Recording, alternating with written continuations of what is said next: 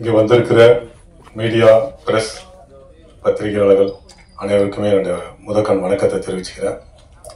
மேடையில் இருக்கிற சரத்குமார் சாருக்கு என்னுடைய வணக்கத்தையும் மரியாதையும் தெரிவிச்சுக்கிறேன். ஏன்னா அவரோட அரசுலேருந்து இந்த பயணம் ஆரம்பிச்சு இது 8வது படம் அவரோட நடிக்கிறேன். பல வெற்றி படங்கள்ல அவரோட நான் சின்ன சின்ன கேரக்டர் நடிச்சிருக்கேன். இந்த படத்துலயும் ஒரு முக்கியமான கதாபாத்திரத்துல நடிச்சிருக்கேன். ரொம்ப ரொம்ப நன்றி சார். ஆரம்ப காலகட்டத்திலிருந்து எனக்கு வந்து சப்போர்ட் பண்ணிட்டு இருக்கீங்க.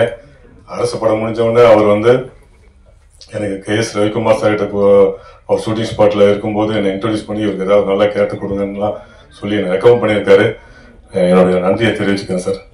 இதே மாதிரி எடிட்டர் ஆண்டனி சார் சைலர் அப்படிங்கிற ஒரு கன்னட படம் நான் பண்ணும்போது அவர் தான் அந்த படத்தோட எடிட்டரு.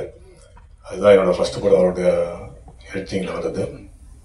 ரொம்ப ஒரு அற்புதமான ஒரு எடிட்டர், எல்லாருக்கும் தெரியும். இந்த படத்துல அவருடைய ஒர்க் அந்த அளவுக்கு பேசப்படும். லாஸ்ட் சனிக்கிழமை ஹைதராபாத்ல நடந்த இந்த கண்ணப்பா திரைப்படத்துடைய ப்ரீ லான்ச் ஈவெண்ட் அவ்வளவு கிராண்டா நடந்தது.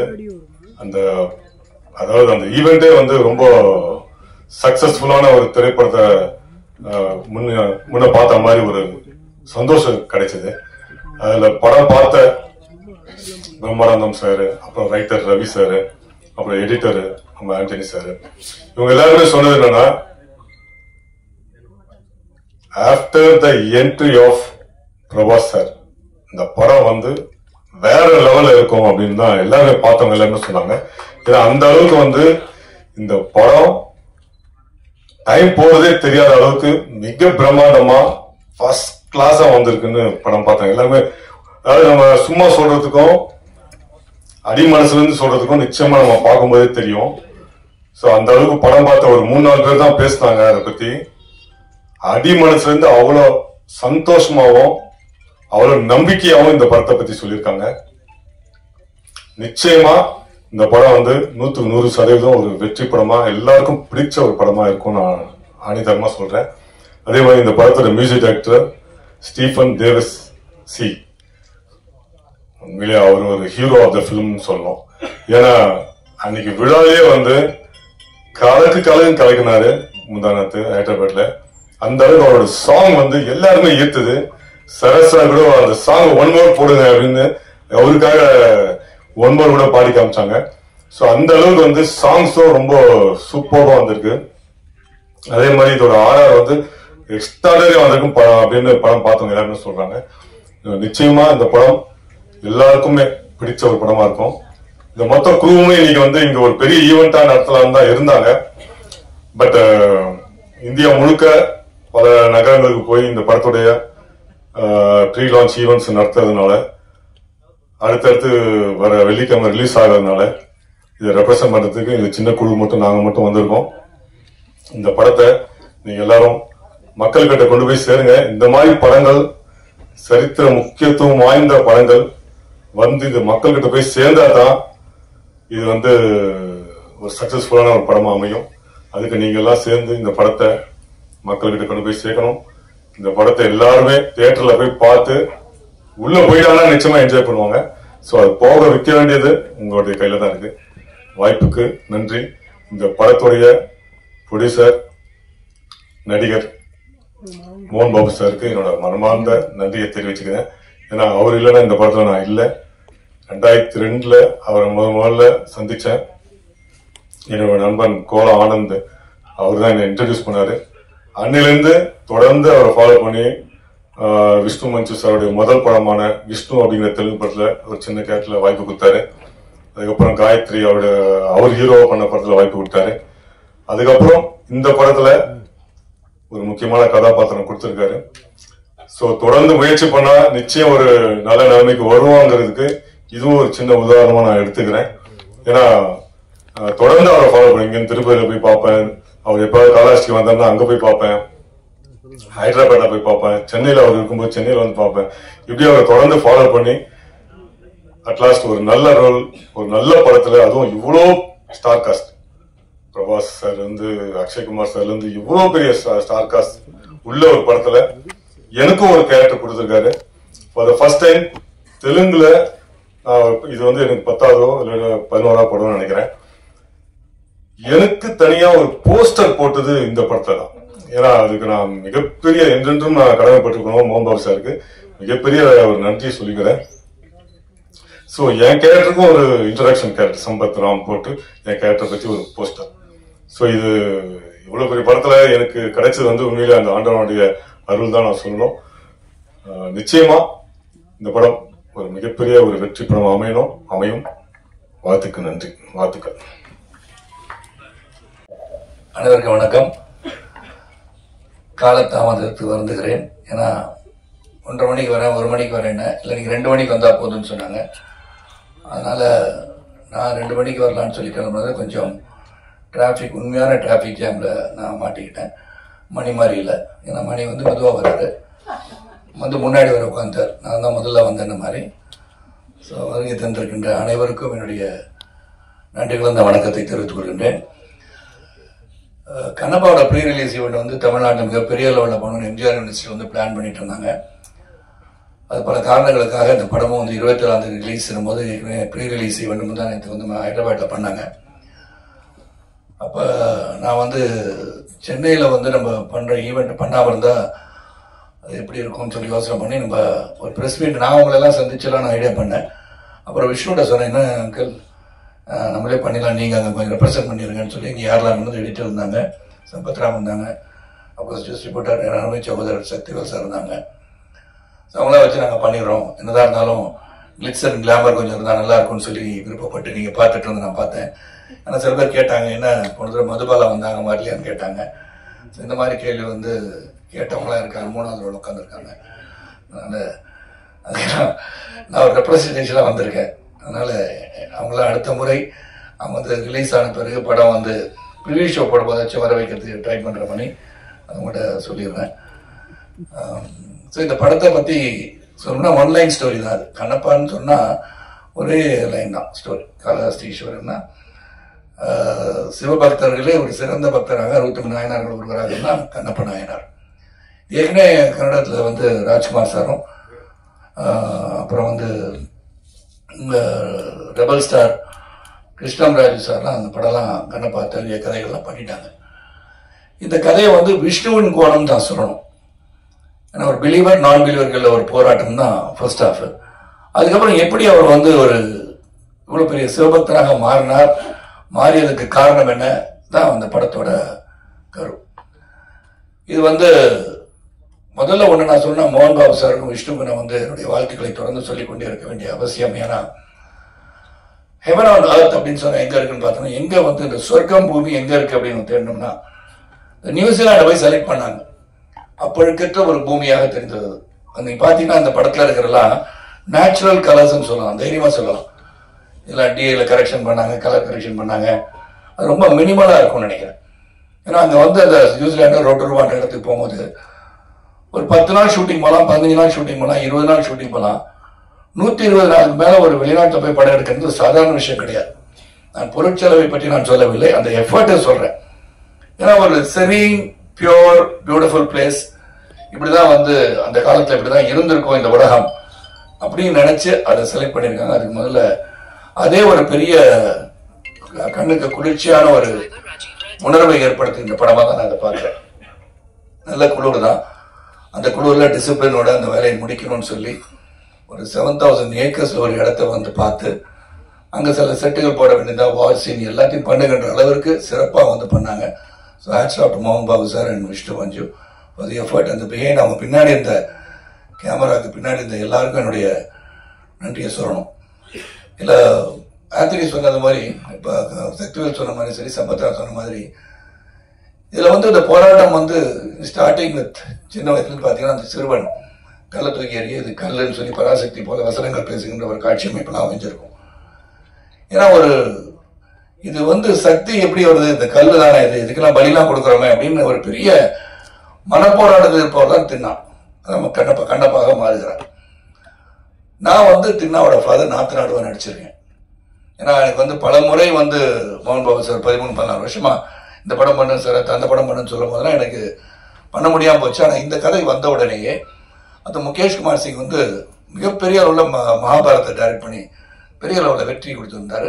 அவர் இன்னொரு ப்ராஜெக்ட் வச்சிருக்காரு. மகாபாரதம் வந்து ஒரு 3000 கோடியில் பண்ணோட மிகப்பெரிய ஆசையோட அதை இன்னும் கொஞ்சம் பெருசாக பண்ணணும்னு ஆசைப்பட்டார். அவர் கனவுகள் பலிக்கட்டும் சொல்லி அவரை வந்து செலக்ட் பண்ணி மோகன் பாபு சார் மகாபாரதம் வந்து ஹிந்தியில் வந்துச்சு, அவரை செலக்ட் பண்ணி கண்ணப்ப நாயனார் கதை எடுக்க சொன்னது வியப்பாக இருந்தாலும் சிறப்பாக எடுத்திருக்கிறான்னு சொல்லலாம்.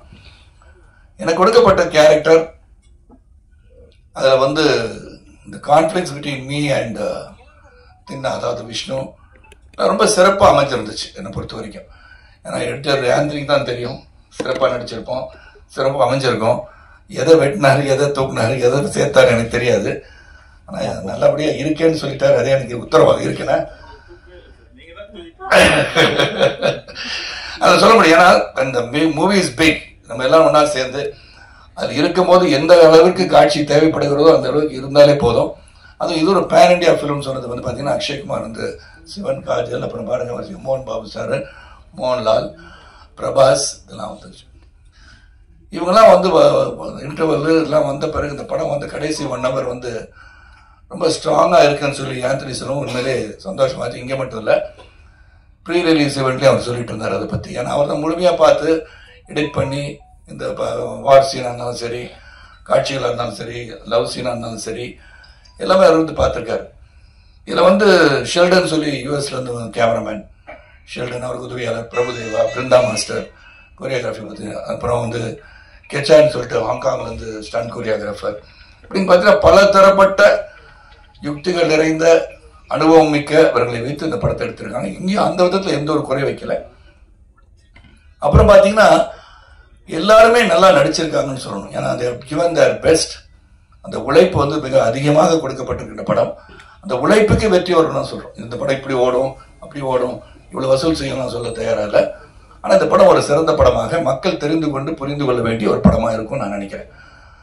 காரணம் இப்போ வந்து சரித்திரத்திலும் சரி, இதிகாசங்களிலும் சரி, நாம் இப்போ இருக்கிற ஜென்ரேஷனுக்கு சில கதைகளை நாம் சொல்ல மறந்து விடுகிறோம்னு நினைக்கிறேன்.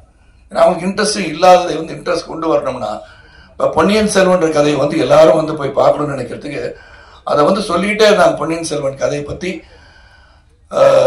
எல்டர்ஸ்க்கு தெரிஞ்ச மாதிரி யங்ஸ்டர்ஸ் தெரியாது. அந்த யங்ஸ்டர்ஸை கொண்டு போய் ரீச் பண்ண நினைச்சதான் மணிரத்னம் அந்த படம் எடுத்திருப்பார். அதே மாதிரி கண்ணப்ப நாயனார் கதை, காளஹஸ்தி ஈஸ்வரருக்கு எல்லாரும் ஒரே லைன்ல கதை சொல்லிடலாம்.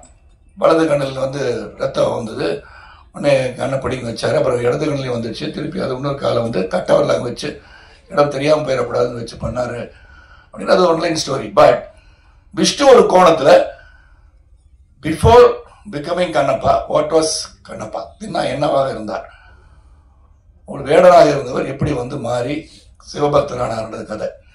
அது ஒரு சின்ன லைனாக இருந்தால் கூட ஒரு ஸ்டோரி, ஒரு இமேஜினரி ஸ்டோரி, பேக் ஸ்டோரின்னு சொல்லலாம். அது வந்து விஷ்ணுவோட கோணத்தில் ரொம்ப நாளாக விஷ்ணு வந்து ஆர்டினரியாக வந்து இது பண்ணல. It Khan to research. பெரிய புராணத்தில் சொல்லப்பட்டது, இங்கெல்லாம் வந்து கண்ணப்பா பற்றி பேசுகிறாங்க அப்படின்னு சொல்லி எடுத்து ஒரு மிகப்பெரிய எஃபர்ட்டோடு எடுத்திருக்காரு. அந்த எஃபர்ட்டுக்கு நிச்சயமாக வெற்றி வரணும்னு நினைக்கிறவனா, அந்த உழைப்புக்கு வெற்றி வருவதற்கு உங்களுடைய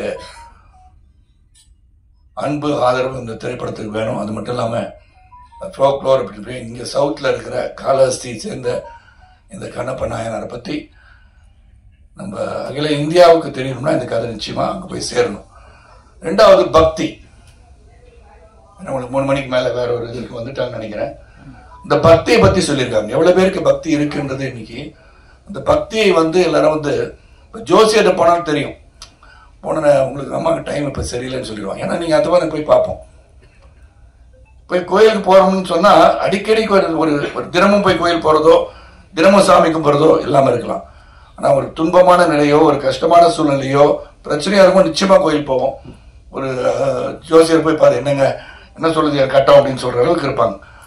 அதெல்லாம் போய் வந்து ஒரு இறைவன் இருக்கிறான் என்பதை மேலும் மேலும் சொல்லி, அதுவும் சிவபக்தி அப்படின்னு சொல்லும்போது அந்த பக்தியை பற்றி ரொம்ப அழகாக இந்த இருக்கிற ஜென்ரேஷனுக்கு இறைவன் omnipotent, omnipresence, may it be Jesus, may it be Allah, or may it be Siva, may it be Murugan அப்படி இருக்கும்போது கடவுள் என்று ஒருவர் இருக்கிறார் என்பதை நாம் நம் வழக்கப்படி அதை வந்து கடவுளை வந்து நம்ம துதித்து வணங்கி நம்ம செயல்பட்டால் வாழ்க்கை சிறப்பாக இருக்கும் அப்படின்றத சொல்லுகின்ற கடமையா இருக்கு. பல பேர் பார்த்தீங்கன்னா இப்போ காலத்தின் ஓட்டத்தில் பொருளாதார அடிப்பில் உயரும் போது நான் சொன்னேன், இப்போ ப்ரீ ரிலீஸ் ஈவெண்ட் கூட காந்தி யாருன்னு கேட்டாலும் கேட்டுருவாங்க. ஏன்னா now they're so busy making money, economic growth, their growth in life. அவங்கள சொல்லி குற்றம் இல்லை. எல்லாத்தையும் இதை தெரிஞ்சுக்கிட்டா என்ன அவசியம், எதை தெரிஞ்சுக்கணும் அதை தெரிஞ்சுக்கணும்னு நினைக்கிறாங்க. ஆனால் ஒரு ரெஸ்பான்சிபிளா இருந்து இந்த மாதிரி கலை உலகத்தில் இருக்கும்போது கலை மூலமாக ஒரு சினிமா மூலமாக இப்போ உதாரண சக்தி சொன்ன மாதிரி பொன்னியின் செல்வன் எல்லாரும் பார்க்கணும், இதை பிரம்மாண்டமா திரையில சொல்லும் போது அந்த கதையை போய் பார்க்கின்ற ஆர்வத்தை தூண்டும் போது அதை பற்றி அவர்கள் தெரிந்து கொள்வார். இந்த மாதிரி கண்ணப்ப நாயனாரை பற்றி இந்த திரைப்படத்தை பார்த்த பிறகு ஓஹோ இப்படி ஒரு பக்திமான் இருந்திருக்காரா சிவபக்தவன் அப்படின்னு தெரிகிற அளவுக்கு இந்த படம் இருக்கும். ஆனால் பக்தி என்பது அவரவர்கள் மனதிலே தோன்றுகின்றதுதான். அந்த பக்தி பரவசோடு இருக்க வேண்டும் என்று சொல்கின்ற ஒரு படமாக இது அமையும் சொல்லி இந்த படத்தை உங்களுடைய ஆதரவோடு, மக்கள் ஆதரவோடு இந்த படம் வெற்றி அடைய வேண்டும் என்று இறைவனை வேண்டிக் கொள்கிறேன். அதே சமயத்தில் ஆடியன்ஸ் எந்த படத்தை பார்த்தாலும் உங்களோட வியூ உங்கள் மனசில் வச்சுக்கோங்க. நீங்கள் தியேட்டர் உள்ளே உட்காந்துக்கிட்டு மொபைலில் மச்சான் உள்ள வந்துடாதரா படம் நல்லா இல்லைன்னு சொல்லிடாதீங்க. ஏன்னா அந்த மாதிரி சொல்கிறனால என்ன ஆயிடுதுன்னா உங்கள் வியூ மேபி டிஃப்ரெண்ட். இங்கே இருக்க சில ஆடியன்ஸ் பிரபாஸ் இருக்கான்னு படம் பார்க்க வந்திருக்கலாம், சில பேர் மோகன் பாபு இருக்கான்னு படம் பார்க்க வந்திருக்கலாம். ஸோ உங்கள் வியூவில் இந்த படம் நல்லா இருக்கா நல்லா இல்லையன்றதை அவங்கவுங்க போய் திரையரங்குக்கு போய் ரிலீஸ் ஆகிற எந்த படமாக இருந்தாலும் அவங்க வியூவுக்கு விட்டுட்டிங்கன்னா இந்த திரையுலகம் சிறப்பாக இருக்கும் கூறி வரை தந்த அனைவருக்கும் மீண்டும் ஒரு நன்றி கூறி இந்த கண்ணப்பா திரைப்படம் சிறப்பாக வருவதற்கு அந்த தயாரிப்பாளர் மோகன் பாபு, விஷ்ணு, இதில் உழைத்த அனைவருக்கும் என்னுடைய வாழ்த்துக்களை சொல்கிறேன். அதுவும் எடிட்டர் ஆந்தனி பற்றி சொல்லி ஆகணும்.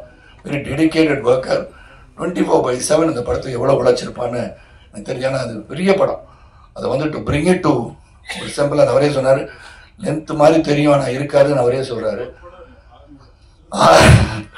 6 படத்தை எடிட் பண்ணியிருக்காரு. நான் எங்கே இருக்கேன்னு தெரில. அது இல்லாட்டி எடிட்டர் ஆந்தனி வீட்டுக்கு நான் நிச்சயமாக சென்று அவருடன் காஃபி சாப்பிட்டு வரேன். வேறு ஒன்றும் இல்லை. அதனால் நல்ல ஒரு படத்தை, இந்த முயற்சி கடுமையான முயற்சி, அந்த முயற்சிக்கு படம் எடுத்திருக்கோன்னு சொல்லலாம்.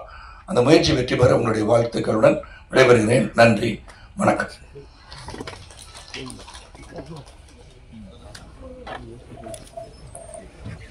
ரெப்ரஸன்டேட்டிவ் தான், நான் ஏஜென்ட். இந்த படத்தில் நடிச்சதற்கு பற்றி கேட்டால் நான் நடிச்சதுன்னா என் கேரக்டர் எல்லாம் சொல்லிட்டேன். வேற எதுவும் கேள்வி கேட்கணும்னா இந்த படத்திற்கு ஒத்த கருத்துடன் இதை பற்றி தெரிந்து கொள்ள வேண்டுமா எனக்கு தெரிந்த உண்மைகளை அழகாக சொல்ல முடியும். ஏன்னா அதுக்கப்புறம் வேற 2 படம் ரிலீஸ் ஆக இருக்கு. 2-3 நாளுக்கு அப்புறம் அவங்களை மீண்டும் சந்திக்கும் போது விழாவரியாக நீங்கள் தொடுக்கின்ற கணைகளுக்கு நான் ஏற்றுக்கொண்டு பதிலளிக்க தயாராக இருக்கிறேன் சொல்லி விடைபெறுகின்றேன். எதுவும் கேட்கணும் கேளுங்க. இல்லை முருகன் மாநாடு போல, ஏன்னா நான் ஹைதராபாத் போயிட்டு வந்தேன். முருகன் என் நூல் வாழ்ந்து கொண்டு இருக்கிறார். என் கழுத்தில் எல்லாமே இறை நான் வச்சுட்டு இருக்கேன். இறைவனை வணங்குகின்ற நான். அதனால அங்கே நான் போறதுக்கு பாஸ் விவிஐபி பாஸ் வர சொல்லி என்னால் போக முடியல. வர 7க்கு ஒரு பதிவு செய்து அனுப்பியிருந்தேன். பார்த்திருப்பீர்கள் அன்பு தோழர் என்று நினைக்கிறேன்.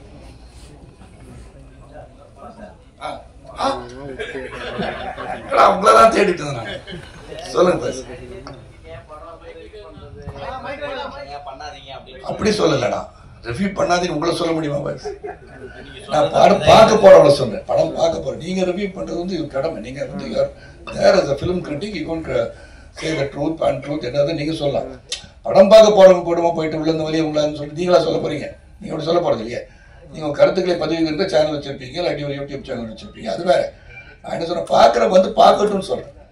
ஹெல்த்தியா இருக்குது, இண்டஸ்ட்ரி ஹெல்த்தியா இருக்குது. இந்த படத்துக்கு சொல்லலடா, எந்த படமாக இருந்தாலும் சென்று உங்கள் கருத்துக்களை உங்களுடன் வைத்துக் கொண்டு போய் பார்க்கட்டும் என்ற வேற ஒன்று பார்க்க முடியாது. அதெல்லாம் ஒன்றும் பண்ண மாட்டாங்கன்னா ஃபோர்ஸ் கருத்தை ஒன்று பதிவு பண்ணுறேன். ரொம்ப நன்றி, ரொம்ப நன்றி. தேங்க்யூ.